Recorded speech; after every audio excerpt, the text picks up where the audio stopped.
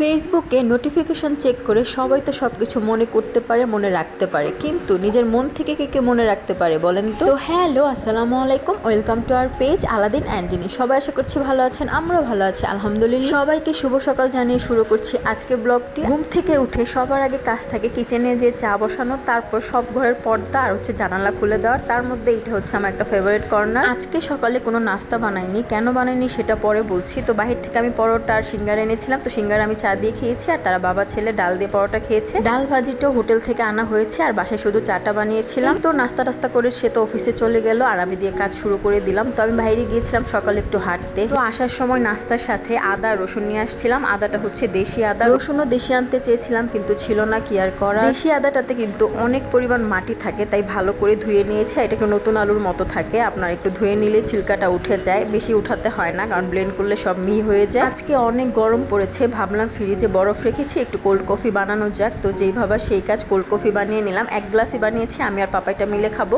যদিও পাপাইটা একটু খেয়ে আর খায়নি কারণ তার কাছে ভালো লাগেনি, হয়তো তেতো ফ্লেভারের কারণে। আমার কাছে তো ভালো লেগেছে আলহামদুলিল্লাহ। আদাটা ভালো করে ধুয়ে ব্লেন্ড করে নিচ্ছে আর এই যে দেখতে পাচ্ছেন কি সুন্দর মিহি হয়ে গিয়েছে। আর উপরে যে ছিলকা ছিল বোঝা যাচ্ছে, একটু কিন্তু বোঝা যাচ্ছে না। এইখানে প্রায় 1 কেজির মতো আদা, যার দাম ছিল মাত্র 110 টাকা কেজি। আগে কিন্তু আমি ইন্ডিয়ান আদাটা খেতাম, যেটা বড় বড় আদা, কিন্তু এটার দাম কিন্তু অনেক বেশি। যেদিন থেকে কম দামি দেশি আদাটা সন্ধান পেয়েছি সেদিন থেকে এই আদাটাই খাওয়া হয়। আর এই তো দেখতে পাচ্ছেন আমি কিন্তু অল্প একটু নিয়ে ব্লেন্ড করে নিয়েছি প্রথমে, তারপর অনেকগুলো বেশি করে দিয়েছি, নাইলে দেখা যায় যে ব্লেন্ডারের উপরে চাপ পড়ে। আর আমি রসুন বলেন আদা বলেন সবকিছু একটু কুচি করে নিয়েছি। রসুন আস্তে আস্তে দিলেও ব্লেন্ড হয়ে যাইতো, কিন্তু আমার ব্লেন্ডারের উপর চাপ পড়তো, তাড়াতাড়ি জিনিসটা নষ্ট হয়ে যাইতো, তাই আমি একটু কুচি করে নিয়েছি। যেহেতু আমার ফ্রিজের ডিপটা ছোট, তাই আমি বক্সে করে আদাটা সংগ্রহণ করিনি, পলিথিন করে সংগ্রহণ করেছি। আর এই তো আমার সবকিছু ব্লেন্ড করা শেষ। এখানে ছিল 1/2 কেজির মতো রসুন। একটা সংসারে একটা মেয়ের ভূমিকা অনেক, মানে বউয়ের ভূমিকা অনেক। বউ যদি চায় ইচ্ছা মতো খরচ করতে পারে, বউ যদি চায় বাঁচাতে, বউ কিন্তু বাঁচাতে পারে। কারণ ছেলেরা কিন্তু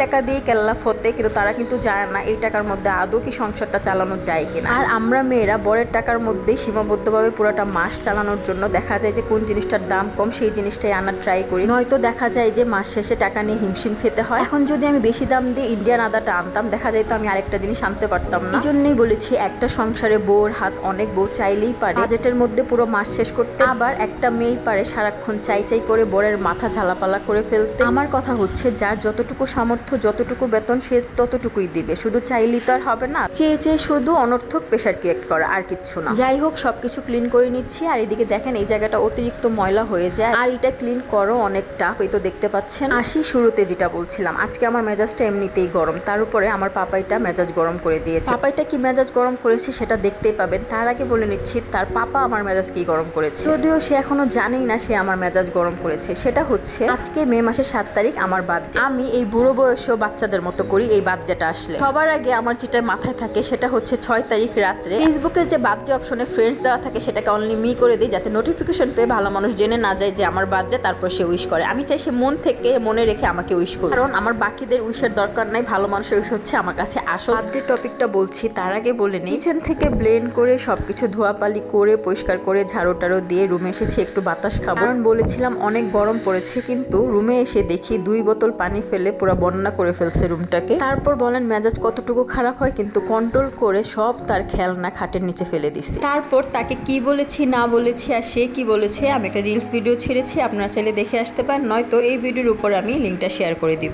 সে তো তার খেলনা খাটের নিচে ফেলাতে অনেক কান্না করেছে, তার উপর আমাকে বলতেছিল পাপাকে কল দিতে, পরে ভিডিও কল দিলাম। পাপাকে আমার বিচার যে মাম্মা খাটের নিচে খেলনা ফালি, মানে অর্ধেক করে বিচার দিল।